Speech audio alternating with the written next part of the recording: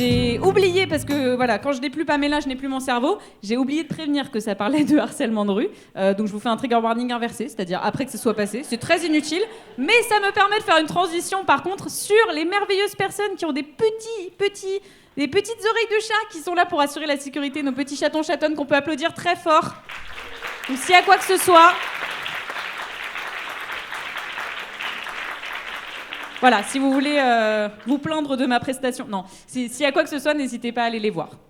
Moi, j'avais une petite anecdote de harcèlement, tant qu'à faire. Une anecdote drôle. Je sais, c'est un peu improbable dit comme ça, mais c'est vrai.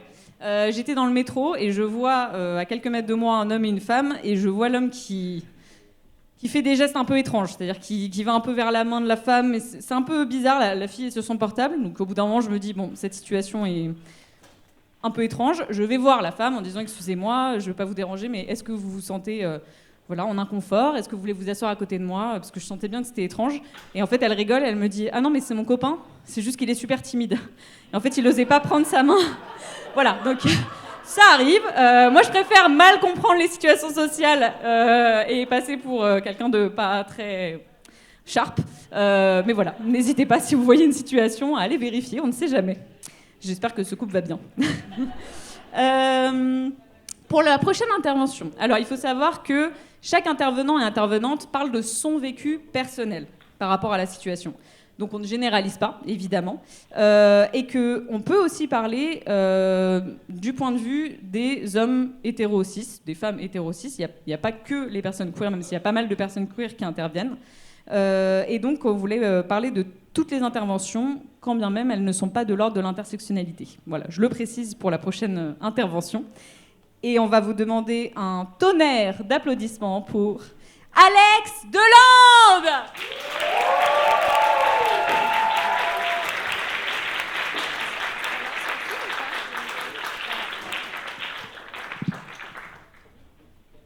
Bonsoir. Je suis un peu éblouie, mais je ne vous vois pas, c'est peut-être pas plus mal. J'ai moins peur comme ça. Je m'appelle Alex Delande et j'ai écrit un livre. Voilà, merci, bonsoir. C'est un livre qui s'appelle Femmes sinueuses. Il est paru l'été dernier aux éditions Olny. Olny, ça veut dire objet livresque non identifié.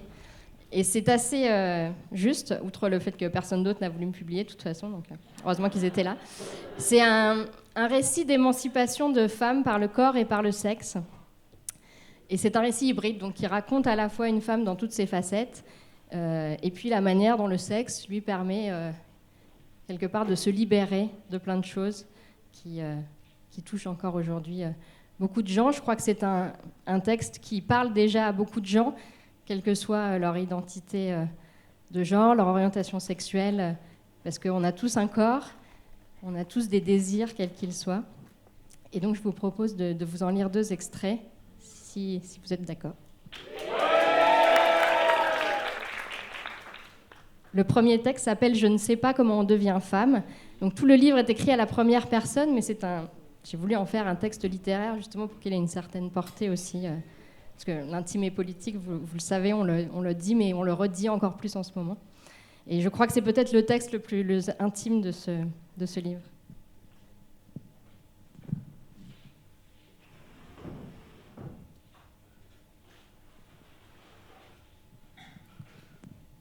Je retrouve ma page.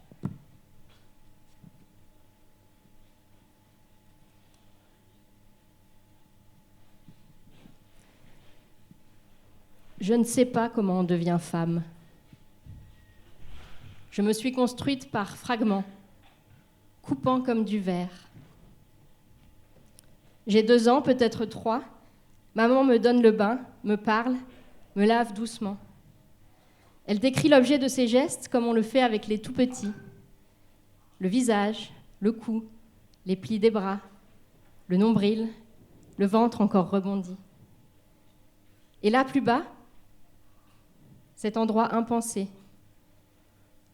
le petit patouche. C'est mignon et évident comme les mots tendres qu'on propose aux enfants.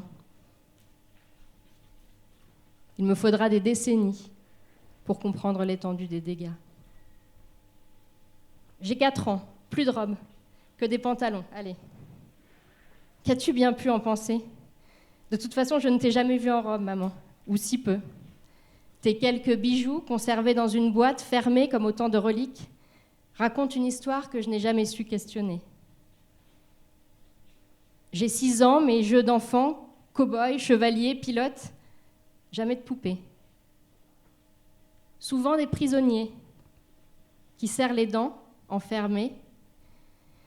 Et lorsque je suis assise au fond d'un cachot fictif, entravé, marqué par une plaie, mon imaginaire solitaire peut inventer, reconstruire l'humiliation et la fierté, la douleur et le plaisir mêlés.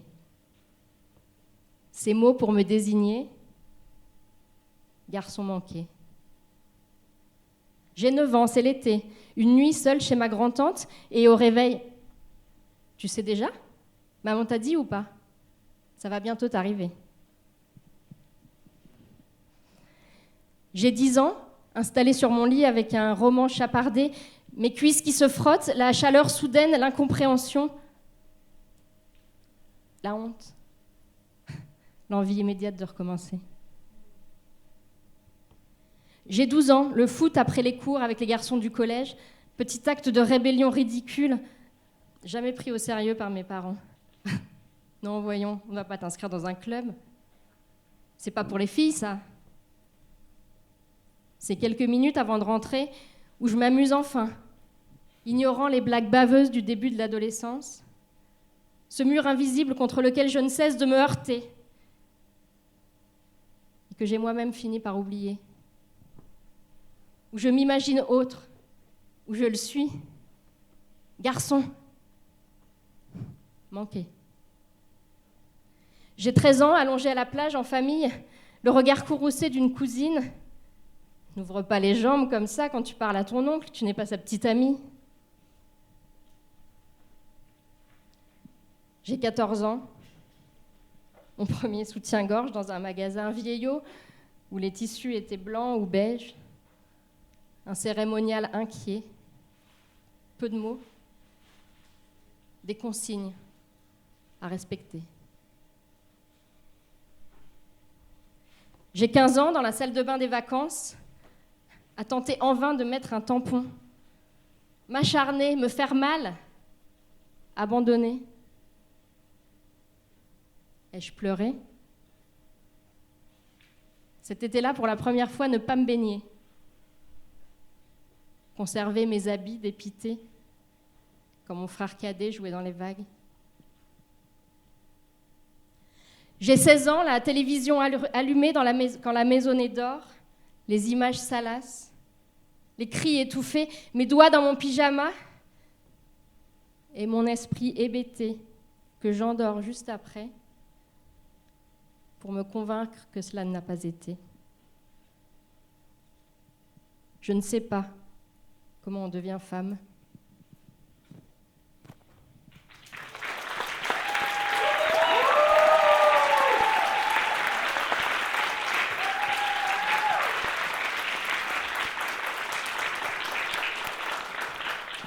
Merci. Le second passage parle beaucoup plus directement de sexe, mais pour moi, le sexe, c'est toujours autre chose aussi. Je viens de jouir 3 ou 4 fois d'affilée, pas seulement de son sexe, mais de ses doigts, toujours plus nombreux, toujours plus loin. Dehors, la neige tombe et recouvre la ville d'un éphémère voile immaculé. J'ai frissonné. S'il te plaît, attache-moi. Les mots d'Hugo, reflets des miens, m'ont vrillé le ventre. C'est prévu. Mais ce que tu n'as pas compris, c'est que de la manière dont je vais te prendre, t'ouvrir et te faire jouir, tu devras être attaché. Murmure essoufflé, lèvres pincées, on dirait un peintre appliqué qui souligne un détail pour permettre à l'ensemble d'exister.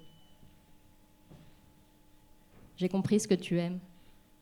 Ce n'est pas seulement la longueur ou la profondeur, c'est la régularité. Tu vas jouir, cher Alex. J'ai envie de te faire beaucoup de bien.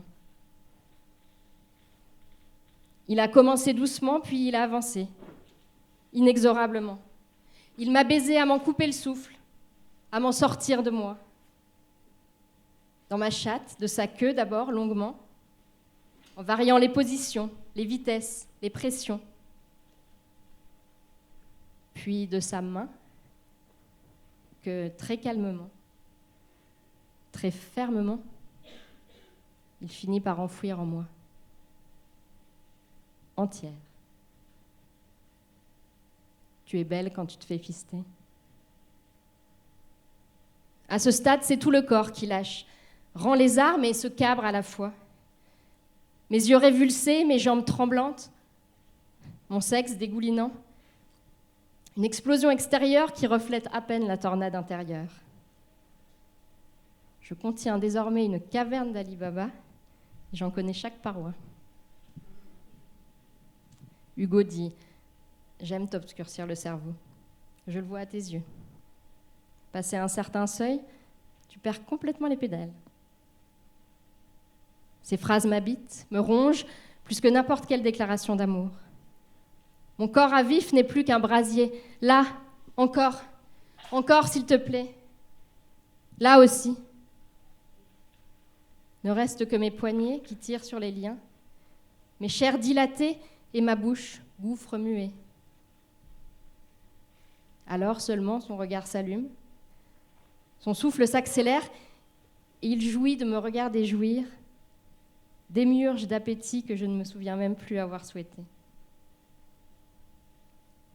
Après, bien après, tout mon corps s'est relâché, repu. Repoussant les draps, il a pris le temps de le contempler, ce corps, dans la lumière du matin. Il m'a fait le regarder avec les yeux de l'amant, nu, impudique, vrai. Et j'ai compris que ce n'était plus son regard, ni celui de personne d'autre, mais que c'était le mien qu'il m'offrait. Que dans ces minutes de silence et de repos, après les cris et les plaintes, après l'excitation et les tremblements, il demeurait, avec ses imperfections, ses blessures, ses singularités. Ce corps où tout s'était déposé, qui contenait si peu, qui ne porterait plus d'enfants. Ce corps, d'où la cicatrice au bas-ventre avait laissé paraître la vie, voisinerait à jamais avec le souvenir de son poing, logé en moi, empli, secoué par les assauts de l'homme qui me désirait. Nous sommes des moments de chair,